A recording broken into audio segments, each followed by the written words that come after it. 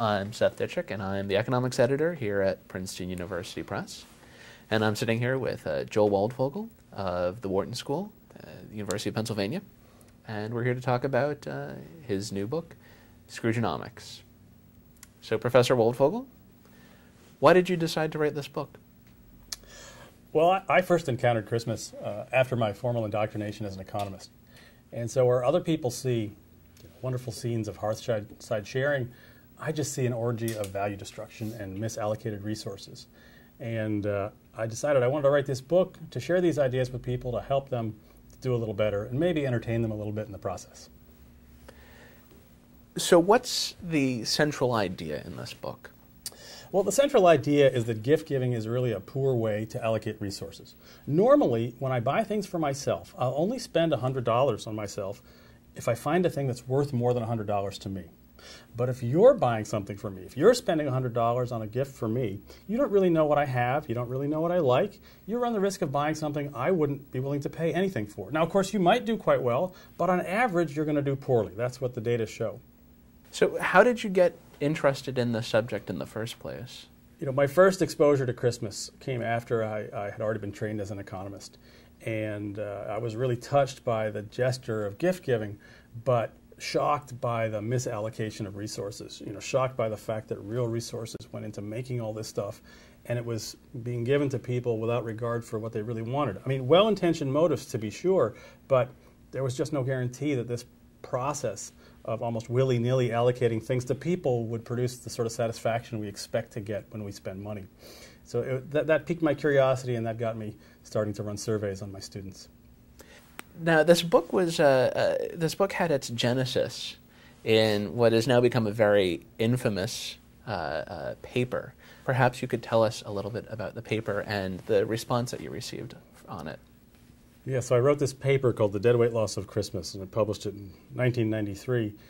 Normally, economics papers don't get much of a response, but I actually, I was on TV and the New York Times, and a lot of people really hated it because they thought I was attacking Christmas. I'm not attacking Christmas. I'm just attacking the value destruction with which we celebrate Christmas. Perhaps you could talk a bit more about this, the idea of a deadweight loss. What does that mean? A deadweight loss is a jargon term economists use to describe a loss to one party that's not offset by a gain to someone else. So, for example, if I take $1 from me and give it to you, it's not a loss, it's a transfer.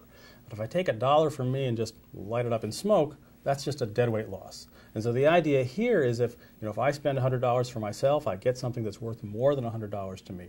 But if we take that $100 and have you spend it for me, you produce less satisfaction than I would have produced with my choices. The difference between the satisfaction you generate with your choice for me and what I get with my choice for me is deadweight loss, because it's a loss that's not offset by a gain to anyone else. So do you think that you're taking the fun out of the holidays with this book? Well, maybe a little, but when I see the panic shoppers at the mall, I think the fun's already gone, and I think this might help because it'll provide them with some basis for understanding the craziness of some of what they're doing.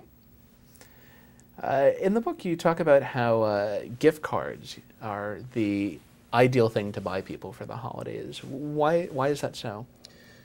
Well, when we don't really know what people want, the nice thing about gift cards is that they surrender control over what the recipient will ultimately get to the recipient, him or herself. So in that sense, gift cards allow the recipient to choose something that they really want. They're not an ideal gift for everyone. If you actually know what somebody wants, it's better to buy them something that they really want and to communicate that you like them or know them. But if you don't, and you buy them something they don't want, you run the risk of destroying a lot of value. So again, the nice thing about gift cards, it lets them choose, and it spares the problem of destroying a lot of value. Are there non-monetary rewards that outweigh the economic cost of buying someone a present?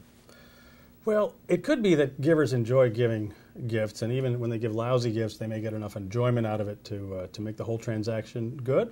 But if they also get enjoyment out of giving the recipient something the recipient wants, then that would be even better. The only way that giver enjoyment of giving could justify the bad giving we currently do is if givers only enjoy giving things that recipients don't want. In effect, if givers are sadists, which I don't think they are.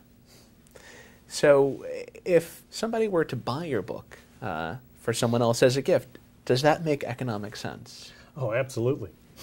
Well, I mean, absolutely. If you think someone might enjoy, an evidence-based rant against celebrating Christmas as an orgy of value destruction, for that sort of person, it would be a great gift. Plus, it's not that expensive. But if you think they wouldn't like it, you shouldn't buy this. I should live by my own rules. If you think they wouldn't like something like that, for example, if they can't read, this would be a terrible gift.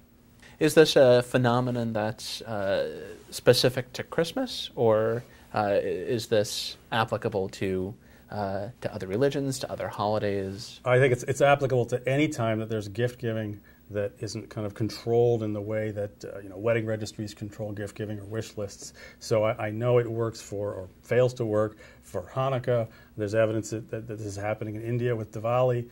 Anytime there's gift giving where the recipient really doesn't have a say in what he or she is getting, this phenomenon should operate. Well, thank you very much. Thank you.